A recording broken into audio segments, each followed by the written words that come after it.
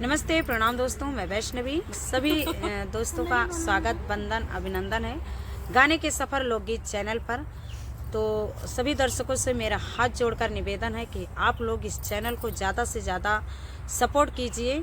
और बहुत टाइम कम बचा है और वॉच टाइम भी बहुत कम है, बहुत ज़्यादा नहीं है। बस सभी से निवेदन है कि आप लोग थोड़ा थोड़ा सपोर्ट कर दीजिए तो आंटी का चैनल मोनो हो जाए। और जितने भी दर्शक लोग हैं सभी से निवेदन है कि आप लोग इस चैनल को ज़्यादा से ज़्यादा सपोर्ट कीजिए। बहुत प्यारा सा आप सभी के बीच एक कलश गोठाई गीत लाए हैं। जैसा भी लगेगा कमेंट कीजिएगा, फुल आवाज के साथ सपोर्ट कीजिएगा। पतरिनी सिकी के माड़ऊ नायालन बासे छाजन आलन बासे छाजन होत ही तार चढ़ी चितावई बीरना मैया बहिनी जे हरे ते ही चाढ़ी चितावई बीरना मैया बहिन हमारी आमाई हो। तुही मोरी रनिया से रनिया तुही ने ठाकुरा इन तुही ने ठाकुरा हो।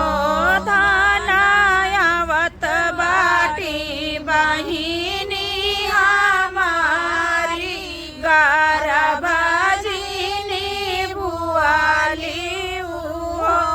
धानायावत बाटी बहिनी हमारी गारभाजिनी बुआली हो। आवौ नाना गोसाइनी मोरी ठाकुराइनी मोरी ठाकुराइनी हो। नदी बाई ठौना चंदना पीड़ाइया कलसा हमारा घोड़ाऊ हो।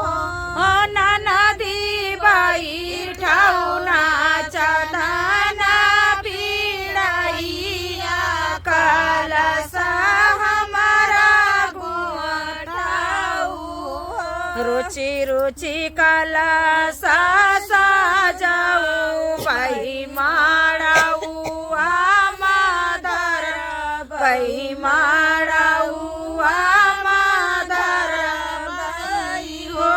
भौजी धाई दे बही बीचई माड़ाऊआ देखता निकाला गई हो। भौजी धाई दे बही बीचई माड़ाऊआ देखता निकला गई हो। तुही मोरी रनिया से रनिया तुही नी ठाकुराइन तुही ने ठाकुराइन हो। दाना रखीली हो बहिनी के माना बहिनी हमारी खुश भाई हो। दाना रखीली हो बहिनी कई मान बहिन हमारी खुश भाई हो। पतरिनी सिकी के माड़ऊ आयालन बासे छाजन आलन बासन साजन हो। यारे ते ही चाड़ी चितावई बीरना बहिनी हमारी आवत बाटी हो। यारे ते ही चाड़ी चितावई बीरना बहिनी हमारी आई हो। तो फ्रेंड आप सभी को प्यारा सा गीत कैसा लगा कमेंट कीजिएगा, फुल आवाज के साथ सपोर्ट कीजिएगा।